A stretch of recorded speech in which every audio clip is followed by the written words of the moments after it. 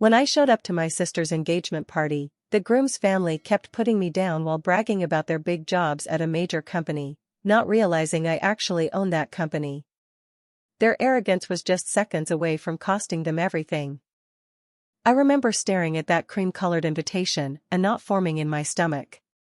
It wasn't just announcing my younger sister Mullen's engagement to some guy named Trevor Ashford, it was a stark reminder of how far apart we'd drifted, how little I knew about her life, and how little she knew about mine. But what happened next? Oh, you are not going to believe it. I mean, I hadn't even known Mullen was dating anyone seriously. Our relationship had been strained for years, slowly, almost imperceptibly, getting more distant.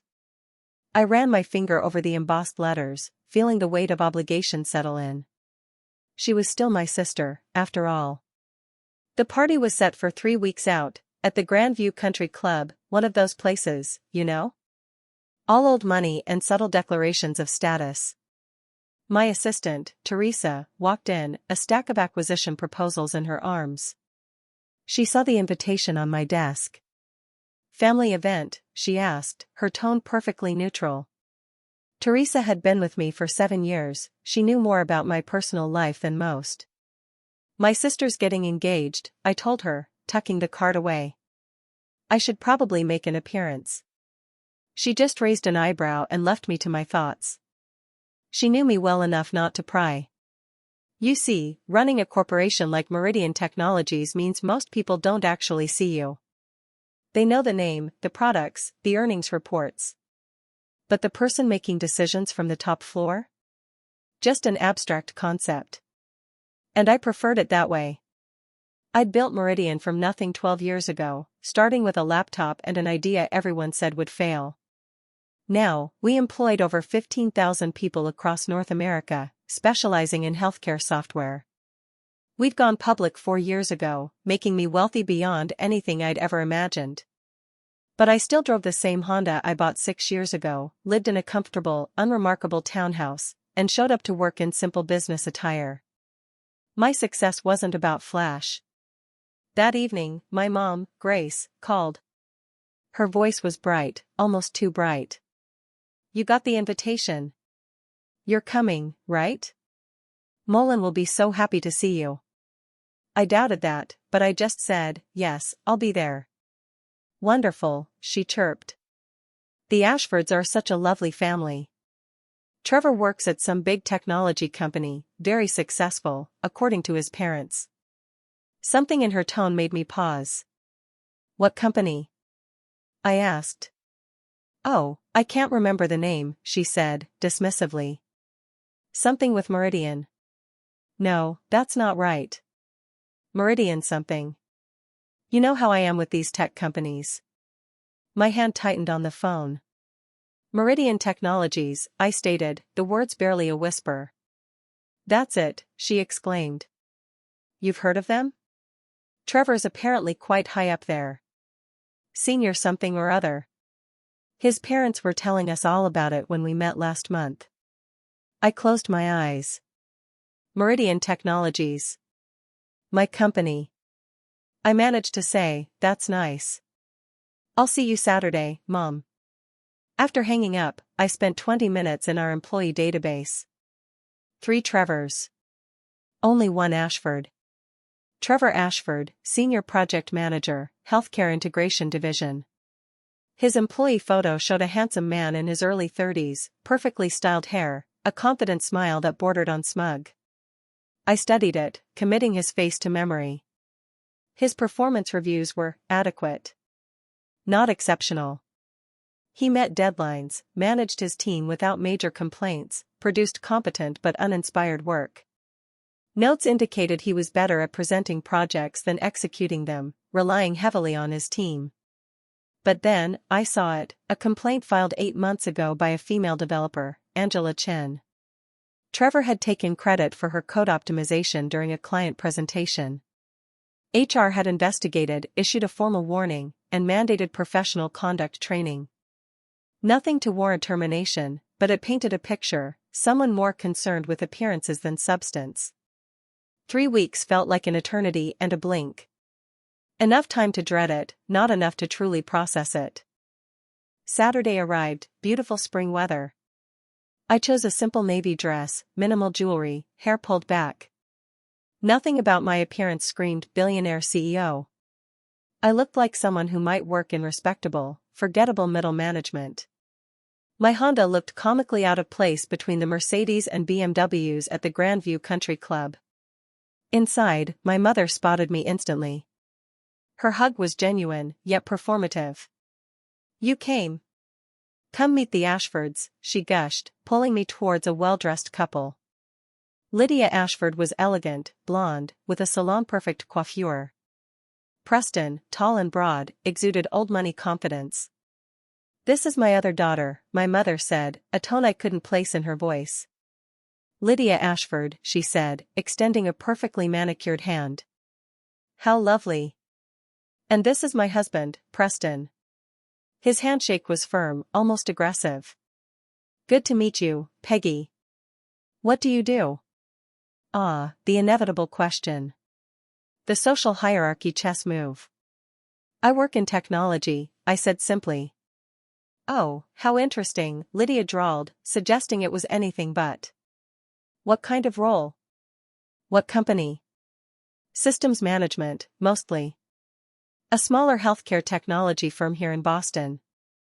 "Nothing you'd have heard of." It wasn't technically a lie.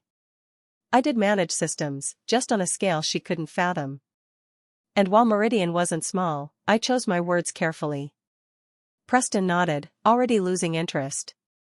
Good, good. Stable field. Trevor's in technology too, you know.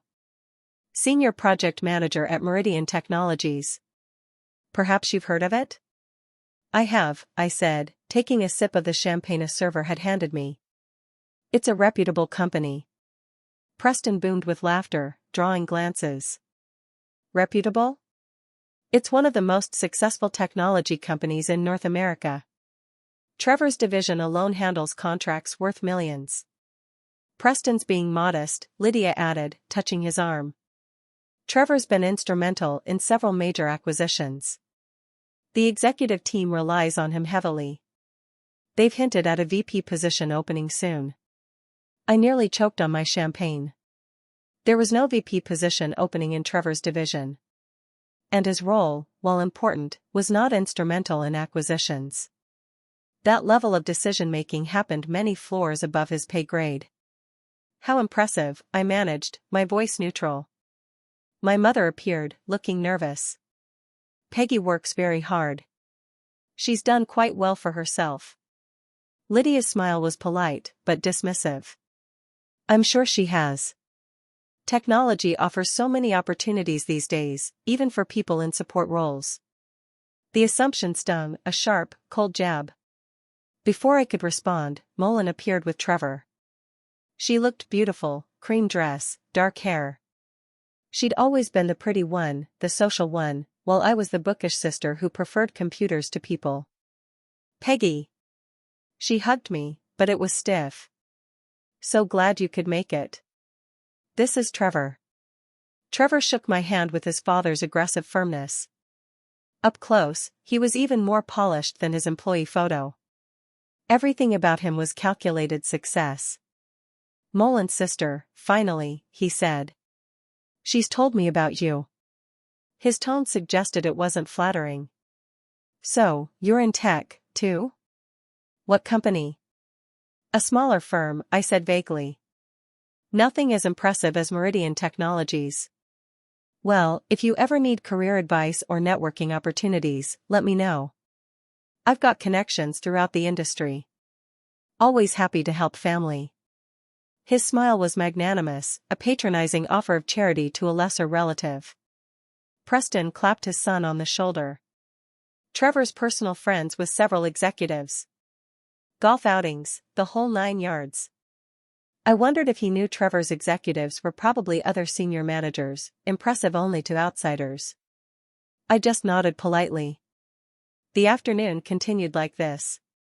The Ashfords held court, regaling anyone who would listen with stories of Trevor's accomplishments. My parents, anxious, tried to match their energy but fell short. At one point, near the dessert table, Lydia approached again, her champagne flute refilled. "You know, Peggy," she purred, "I hope you don't feel inadequate around Trevor and his achievements. Not everyone can be at the top of their field. There's dignity in honest work, whatever level you're at." I set down my plate of cake, taking a moment to compose myself. "I appreciate your concern," I said, "but I'm quite satisfied with my position." Of course," she patted my arm, condescendingly. "Mullen mentioned you were always the studious type, buried in books and computers. Some people are meant to be leaders, and others are meant to be followers. Both are necessary." The urge to correct her, to unleash the truth, was overwhelming. But I swallowed it. Something about the evening was becoming crystal clear. Mullen had painted a picture of me as the unsuccessful one, the awkward tech worker, unable to compete with her triumph in landing a successful husband. My father found me a few minutes later, his expression troubled. "Are you okay?" "I know Lydia can be a bit much." A bit much was charitable. "I'm fine, Dad. Just taking it all in." He squeezed my shoulder. "Your mother and I are proud of you, you know. We might not always understand what you do, but we know you work hard." The genuine affection in his voice made my throat tighten. My parents had always supported me, even if they didn't grasp the scale of what I'd built. I'd kept the details vague, never wanting them to treat me differently. As the party wound down, Preston cornered me. Flushed with alcohol and self-importance. "Peggy, before you go, I wanted to give you some advice.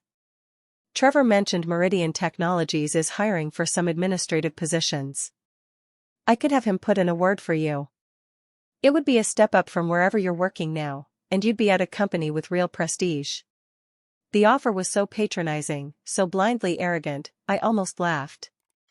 Instead, I smiled politely. "That's very kind, but I'm happy where I am." "Don't be foolish. Opportunities like this don't come around often.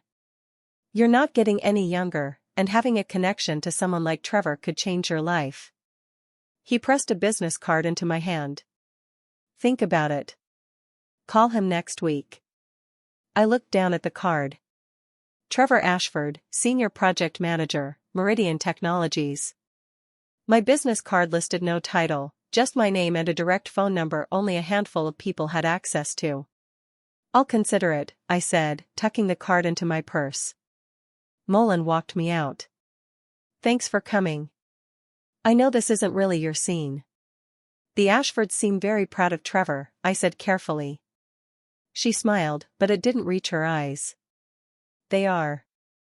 And honestly, after years of Mom comparing me to you and your achievements, it's nice to finally have something to be proud of." The comment landed like a slap. "Mom compared you to me all the time. Peggy's so focused. Peggy's so driven.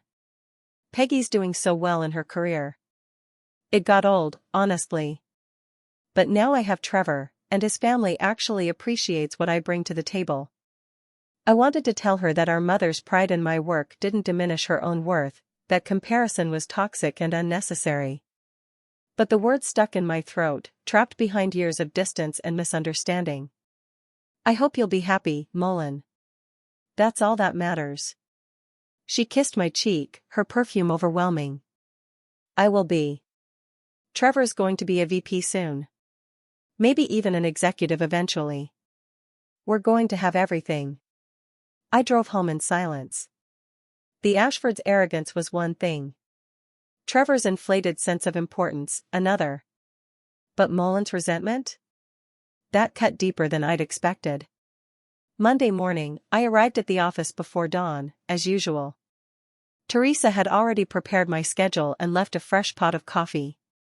"How was the engagement party?" she asked when she arrived an hour later.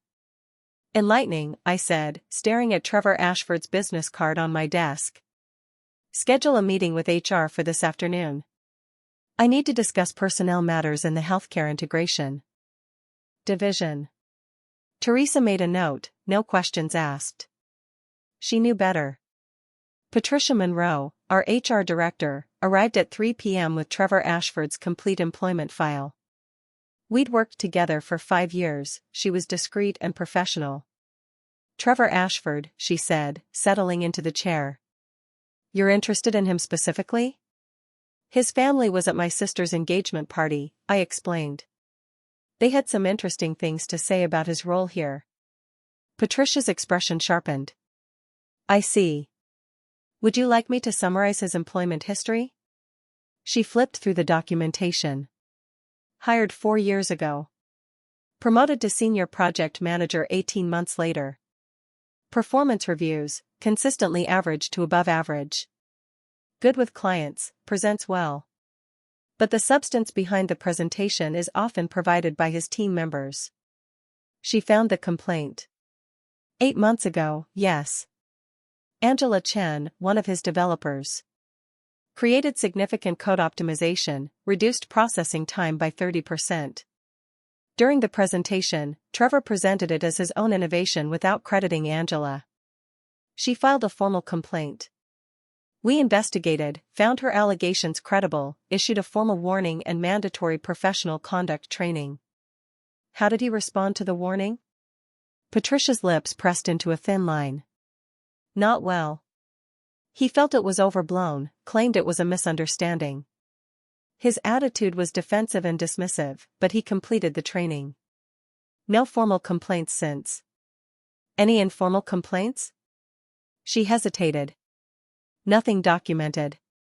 But his team's anonymous satisfaction survey showed declining morale over the past year. Several comments mentioned feeling undervalued or having their work underappreciated. Nothing actionable, but concerning. I leaned back. What's your professional assessment? Patricia chose her words carefully. Trevor Ashford is a competent manager who understands corporate politics and maintains client relationships. However, his leadership skills are questionable, and his tendency to prioritize his own advancement over team development is problematic. He's not someone I'd recommend for higher leadership positions without significant professional development. Yet, he's been telling people he's being considered for a VP position. Her eyebrows rose. That's categorically false. There are no VP openings in his division, and even if there were, he wouldn't be on the shortlist based on his current performance. I nodded slowly, pieces clicking into place. I want you to conduct a comprehensive review of his division. Not targeting him specifically, but an overall assessment of team dynamics, project management, effectiveness, and employee satisfaction. Can you do that discreetly? Absolutely. When would you like the report? 2 weeks. After Patricia left, I sat alone as the sun set. The floor-to-ceiling windows offered a view of downtown, buildings lighting up. I built this from nothing. Fought through countless obstacles and doubters who said a woman in her 20s couldn't revolutionize healthcare software.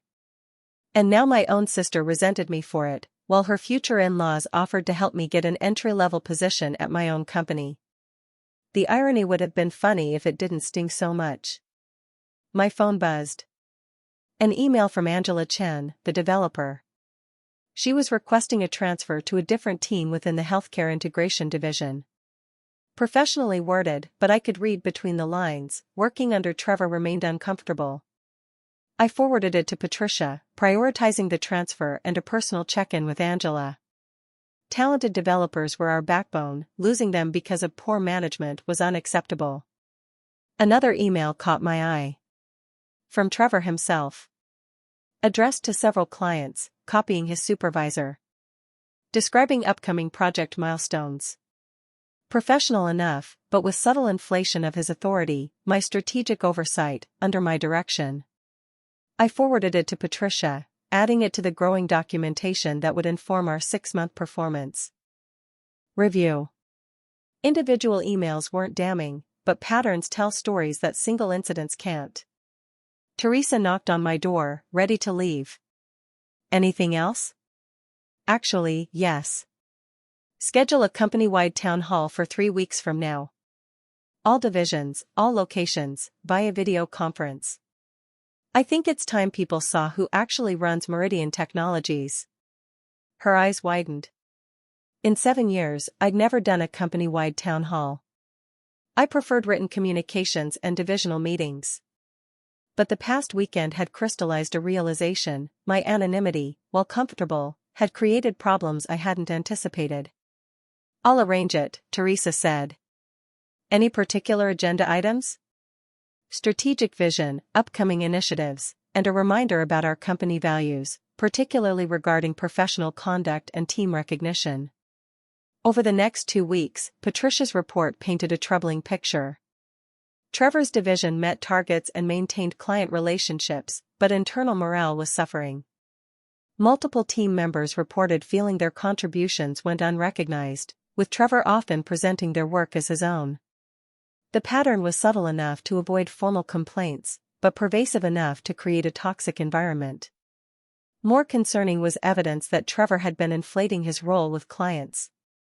One email showed him describing himself as leading the executive strategic initiatives for healthcare integration, a title and responsibility that didn't exist. Another showed him promising a client direct access to executive decision-makers for project modifications, something well outside his authority. The Friday before the town hall, my mother called again. "Mullen wants me to ask if you thought about Trevor's offer to help you get a position at his company. She mentioned you seemed hesitant." I pinched the bridge of my nose. "Mom, I don't need Trevor's help with my career. I know you're independent, sweetheart, but sometimes it's okay to accept help from family. Trevor has connections that could really benefit you. There's no shame in that. Mom, I'm financially stable and satisfied with my job. Please tell Mullen I appreciate the offer, but I'm not interested." There was a pause. "You know, sometimes I wonder if your pride gets in the way of opportunities." "Mullen's just trying to help." The comment rankled. "It's not about pride. I'm genuinely happy with where I am professionally." After hanging up, I stared at my computer, trying to focus on quarterly projections. Pride, as if refusing Trevor's condescending offer to secure me an entry-level position at my own company was about ego, not reality. I pulled up the company organizational chart. Trevor's name was one small note among hundreds of senior managers. He was a functional part of the machine, certainly, but hardly the critical component his family believed him to be. What bothered me most wasn't Trevor's inflated self-importance or his parents' obnoxious bragging.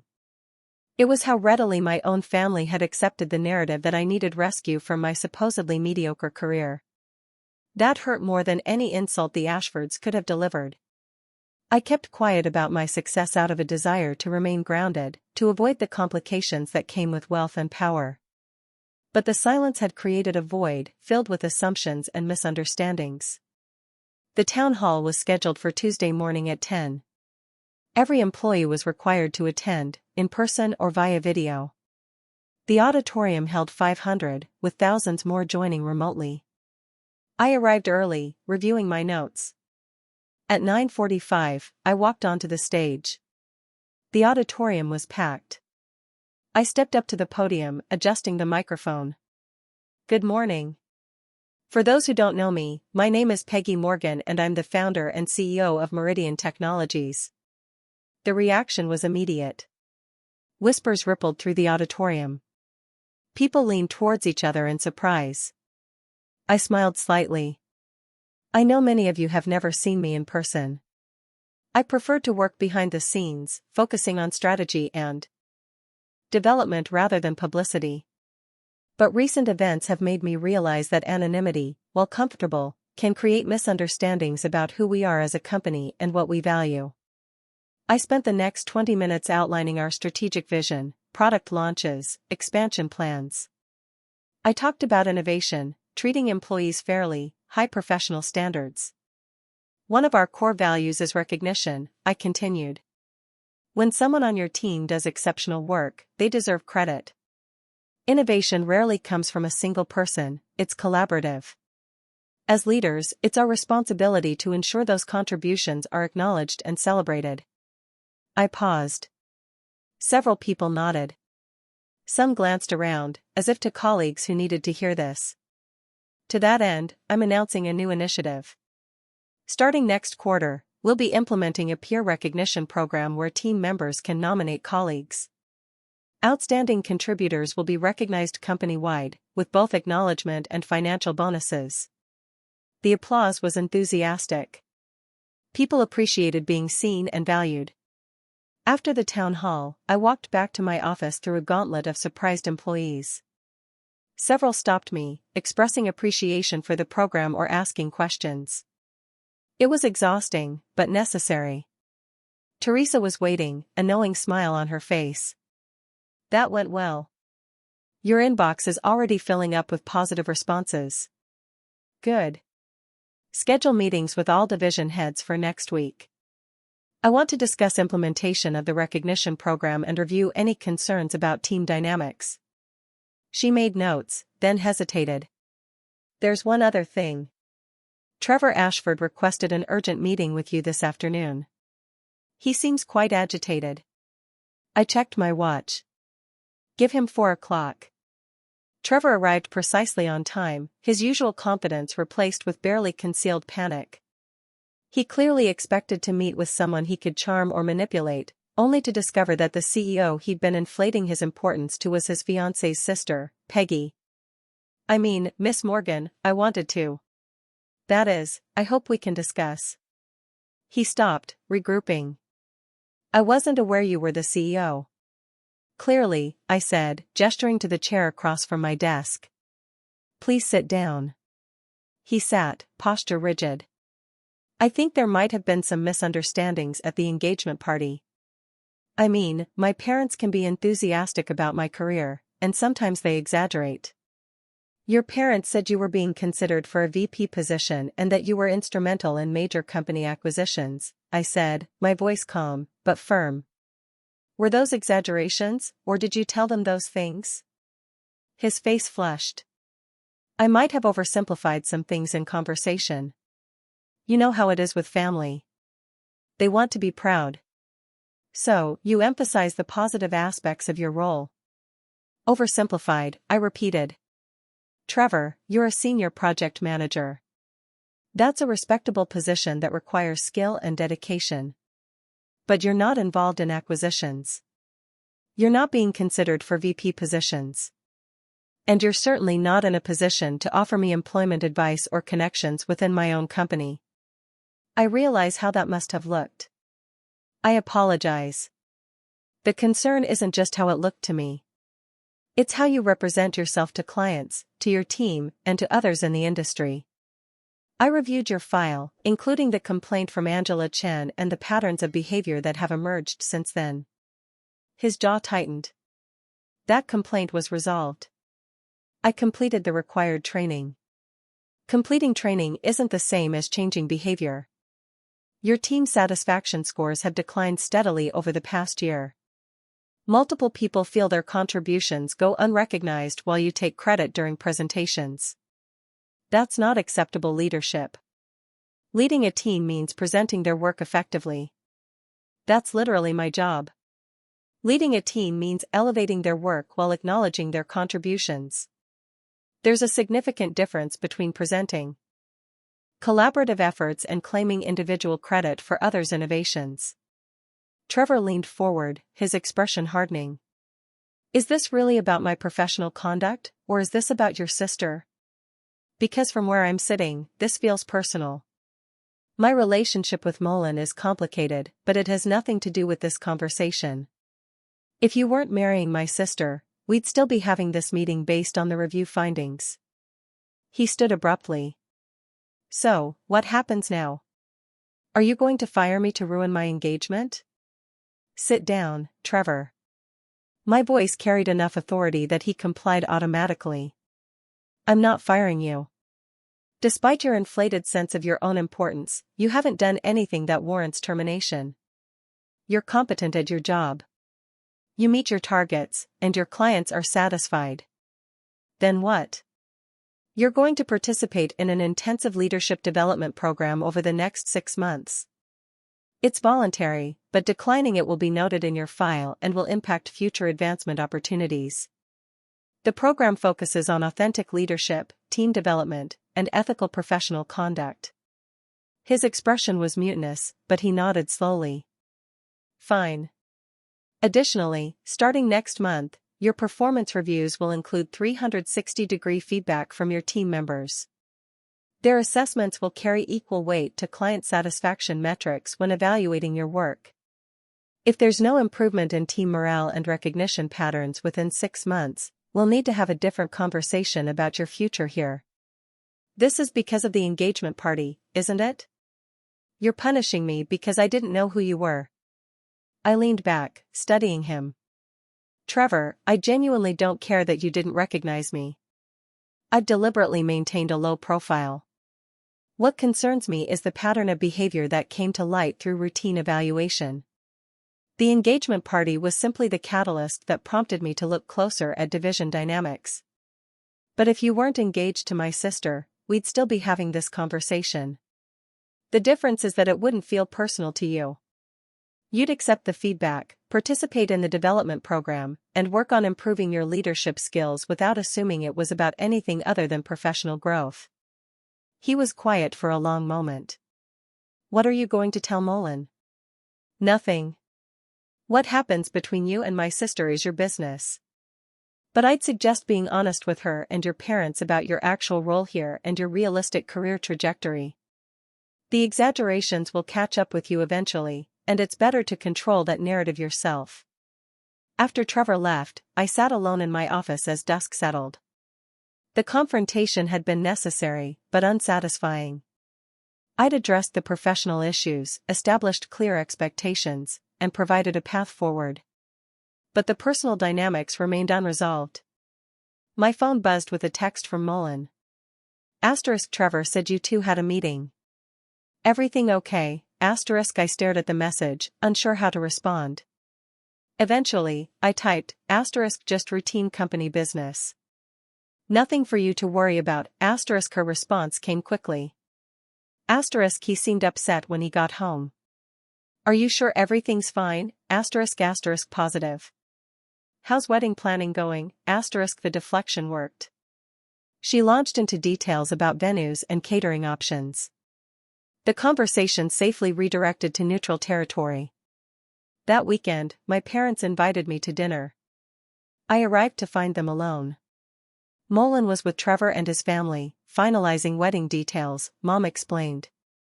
We ate in comfortable silence for a while before my father spoke. Your mother told me about the conversation regarding Trevor's job offer. We wanted to talk to you about something. I set down my fork, bracing myself. We realized we've never really understood what you do, he continued. We know you work in technology, that you're successful, but the details have always been vague. We thought maybe that meant you preferred not to discuss it, so we didn't push. My mother nodded. But after the engagement party, watching how Preston and Lydia talked about Trevor's career, how we could only vaguely describe yours, I started wondering if we'd made a mistake. If our lack of understanding had somehow diminished your accomplishments in Mullen's eyes. The observation was so unexpectedly perceptive that my throat tightened. I founded Meridian Technologies 12 years ago, I said quietly. I'm the CEO and majority shareholder. The company employs over 15,000 people and generates annual revenue in the billions. Trevor works for me as a senior project manager. My mother's fork clattered against her plate.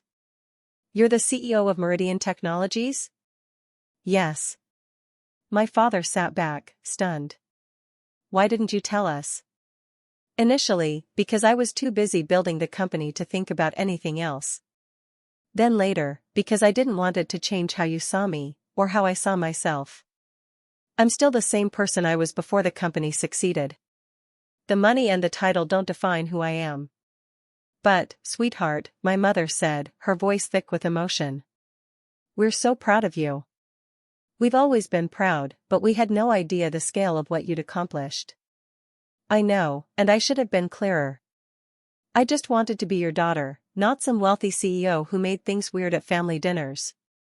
My father reached across the table, squeezing my hand. You're always our daughter. But we've apparently been doing you a disservice by not understanding or appreciating what you've built. And we may have inadvertently allowed Mullen to feel like she had to compete with some vague, undefined success that she couldn't measure up to.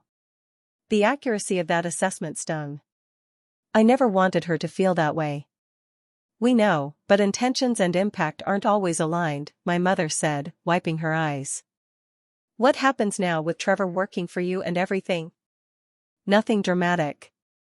He needs to improve his leadership skills, and I've put structures in place to make that happen. Whether he succeeds is up to him. As for Mullen, that's between you and her. I'm not going to interfere with her relationship or her happiness. But she should know who you are, my father said. She should understand what you've accomplished. Not because it makes her achievements less meaningful, but because she deserves to have an accurate picture of her own sister. Maybe. But that's a conversation I'm not sure how to have without it seeming like I'm trying to prove something or one-up her. We finished dinner discussing safer topics, but the weight of revelation hung in the air. My parents now understood the full scope of my professional life, which felt both liberating and terrifying. The following week settled into a new rhythm. The recognition program launched to enthusiastic response. Trevor participated in his leadership development program, without obvious enthusiasm, but with grudging compliance. His team's feedback scores showed marginal improvement, though whether that represented genuine change or just more careful management of perceptions remained unclear. Mullen and I maintained our polite distance, texting occasionally about wedding details, but never addressing the underlying tensions. She seemed happy, posting photos of Trevor with the careful curation of someone building a specific narrative about their life. 2 months after the town hall, my mother called with news. Mullen wants to have lunch with you, just the two of you. She said there are some things she wants to discuss.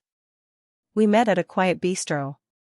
Mullen looked beautiful, as always, but there was a tightness around her eyes. Thank you for meeting me, she said, after we'd ordered. I know things have been weird between us. They have, I agreed, seeing no point in pretending otherwise. Mom told me about Meridian Technologies. About you being the CEO. She twisted her napkin between her fingers. Trevor came home from your company town hall 3 weeks ago looking like he'd seen a ghost. He told me everything. I've spent the past week trying to figure out what to say to you. You don't have to say anything. I do, actually. Because I've been an idiot, and I owe you an apology. She met my eyes, her expression vulnerable in a way I hadn't seen since we were children. I resented you for years. For being smarter, more focused, more successful at everything you tried. Mom and Dad would talk about your career with this pride in their voices, and I felt like I could never measure up. Mullen, let me finish, please. She took a shaky breath.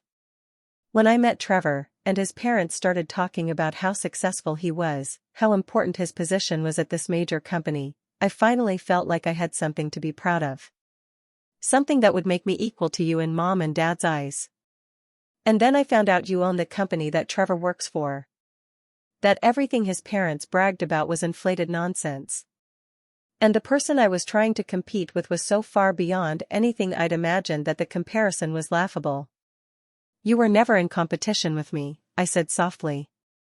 I never wanted that. I know. That's what makes it worse. You weren't even trying to outdo me. You were just living your life, building something incredible, while I was measuring my worth by whether I could land a guy with an impressive job title. She laughed bitterly. The wedding's in 6 months, and I'm sitting here wondering if I'm marrying Trevor because I love him, or because I wanted to prove something to everyone. The honesty took my breath away. Do you love him? She was quiet for a long moment. I don't know anymore. I thought I did. But watching how he behaved when he found out you were his boss, how angry he was that his parents had embarrassed him, how he tried to spin it like you were targeting him unfairly. It showed me sides of him I've been ignoring. What are you going to do? I don't know. Part of me wants to call off the wedding, but then I wonder if I'm just running away because I'm embarrassed. Another part thinks maybe we can work through this, that everyone has flaws and marriage is about acceptance. She met my eyes. What would you do? I can't answer that for you, Mullen. But I can tell you that you deserve someone who builds you up, rather than making you feel like you need to compete. Someone who's secure enough in themselves that they don't need to inflate their importance or take credit for others' work. Someone who sees your value independent of what it reflects on them. Molin's eyes filled with tears. I've been terrible to you for years, and you're still sitting here giving me advice and not judging me for being such a mess. You're my sister. I love you, even when we're not close, even when we hurt each other. I reached across the table, taking her hand. And for what it's worth, I'm sorry I wasn't more open about my life. I thought keeping things private would prevent complications, but instead it created distance and misunderstanding. I should have trusted you with the truth. I should have asked. I should have wanted to know more about your life instead of being too wrapped up in my own insecurities. She squeezed my hand. Can we start over? Not forget everything that happened, but try to build something better? I'd like that. We spent the next hour talking more openly than we had in years. She told me about her job as a marketing coordinator at a nonprofit, work she genuinely enjoyed, but had dismissed as unimpressive compared to what she imagined I was doing. I told her about the loneliness that sometimes came with success. How the higher I climbed professionally, the harder it became to maintain authentic relationships with people who didn't want something from me. Trevor's going to need to make some real changes if he wants to keep his job, I said eventually. The leadership development program isn't punishment. It's a genuine opportunity for growth, but he has to want to change. And if he doesn't, then he'll need to find another position, either in a different division where his management style might be better suited, or at another company entirely. I won't compromise the well-being of an entire team to accommodate someone who refuses to improve. Molin nodded slowly. That's fair. More than fair, actually. I'll support whatever you need to do professionally, and I'll figure out what I need to do personally. 3 months later, I received a text from Molin. * wedding postponed indefinitely. Taking time to figure out what I actually want. Thank you for caring enough to be honest with me. * Trevor completed his leadership development program with mixed results. His team feedback scores improved marginally, but exit interviews from 2 developers who left his division cited his management style as a contributing factor. After his 6-month review showed insufficient progress, I approved his transfer to a project coordinator role in a different division, a lateral move that removed him from direct team leadership. He resigned 2 weeks later, citing better opportunities elsewhere. I approved his departure without fanfare. And that was the end of Trevor Ashford's tenure at Meridian Technologies. Molin and I started having lunch regularly, slowly building the relationship we should have had all along. She eventually ended her engagement to Trevor, a decision she made independently after months of reflection and therapy. The last I heard, she was dating someone who worked in environmental conservation, someone who seemed genuinely interested in supporting her dreams rather than using her to bolster his own image. My parents gained a fuller understanding of my professional life, though I still maintained boundaries about discussing business at family dinners. The difference was that now they asked informed questions and showed genuine interest rather than making vague references to Peggy's computer work. The recognition program at Meridian Technologies became one of our most successful initiatives, with employee satisfaction scores climbing steadily as people felt their contributions were valued and acknowledged. Angela Chen, the developer who'd filed the original complaint, received one of the first recognition awards for her code optimization work, complete with a financial bonus and company-wide acknowledgement of her innovation. As for me, I remained mostly behind the scenes, comfortable in my anonymity while maintaining the visibility necessary to lead effectively. The town hall had served its purpose, reminding everyone that leadership required both vision and accountability, that titles meant nothing without the substance to back them up. That engagement party felt like a lifetime ago, that evening when arrogance and assumption collided with reality in the most awkward way possible. But it had forced conversations that needed to happen, revealed truths that needed to be acknowledged, and ultimately strengthened relationships that had been weakening under the weight of miscommunication and unspoken resentment. Sometimes, the most important revelations come not from dramatic confrontations, but from simply being willing to show people who you really are and trusting them to handle the truth with grace. And sometimes the sweetest revenge isn't dramatic at all. It's watching people realize their own assumptions were their downfall, while you simply continued being exactly who you'd always been. The Ashfords never learned the full truth about my identity. As far as I know, Trevor certainly wasn't going to enlighten them, and I had no interest in that particular satisfaction. Their opinions of me, inflated or diminished, were irrelevant to my actual worth.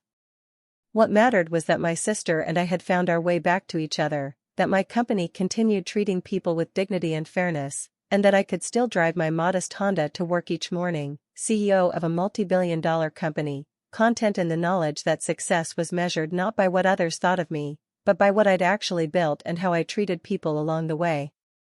That was revenge enough.